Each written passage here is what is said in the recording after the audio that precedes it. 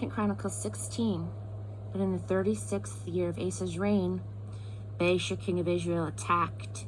He started it by building a fort at Ramah and closing the border between Israel and Judah to keep Asa, king of Judah, from leaving or entering.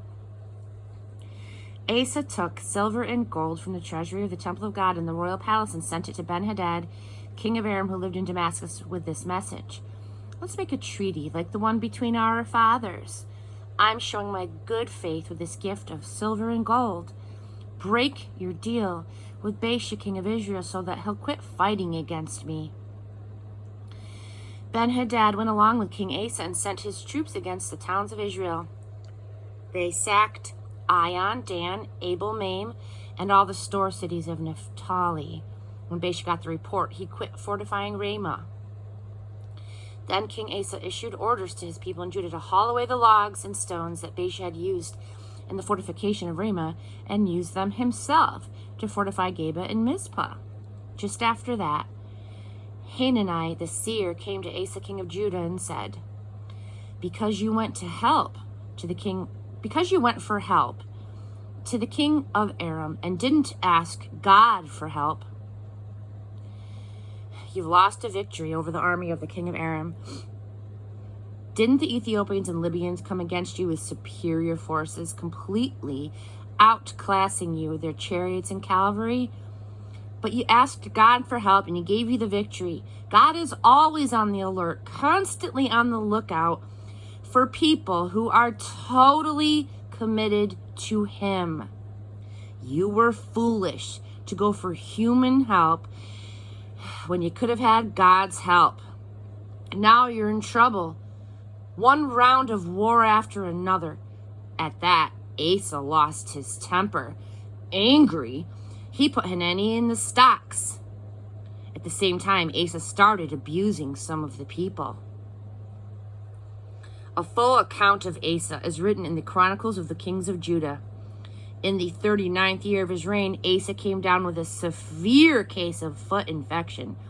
He didn't ask God for help, but went instead to the doctors. Then Asa died. He died in the 41st year of his reign. They buried him in a mausoleum that he had built for himself in the city of David. They laid him in a crypt full of aromatic oils and spices. Then they had a huge bonfire in his memory. Chapter 17, Jehoshaphat of Judah. Asa's son Jehoshaphat was the next king. He started out by working on his defense system against Israel.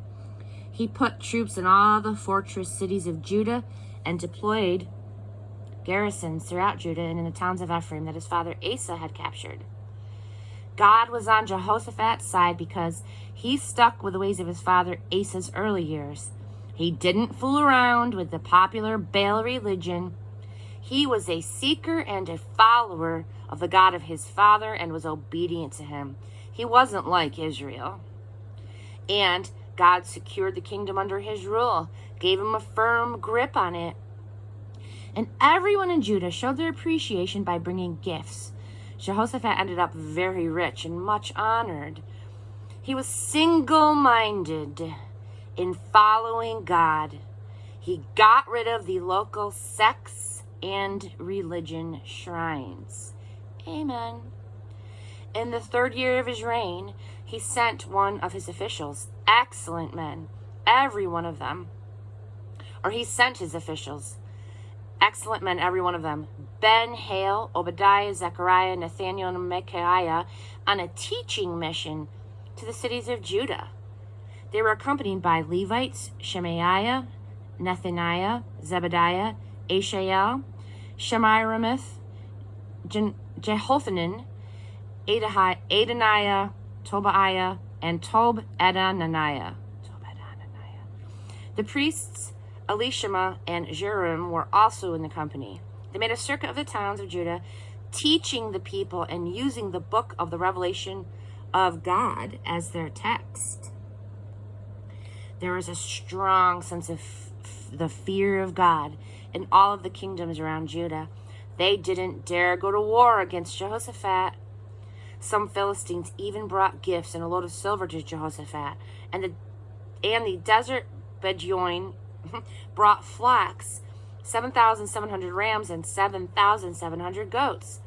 And so Jehoshaphat became stronger by the day and constructed more and more forts and store cities, an age of prosperity for Judah.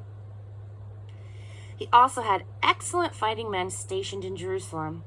The captains of the military units of Judah, classified according to families, were Captain Adnah with 300,000 soldiers, his associate Captain Jehohanan with 280,000, his associate Amasiah, son of Zikri, a volunteer for God, with 200,000. Officer Eliada represented Benjamin with 200,000, fully equipped with bow and shield, and his associate was Jehozabad with 180,000 armed and ready for battle. These were under the direct command of the king. In addition, there were the troops assigned to the fortress cities spread all over Judah.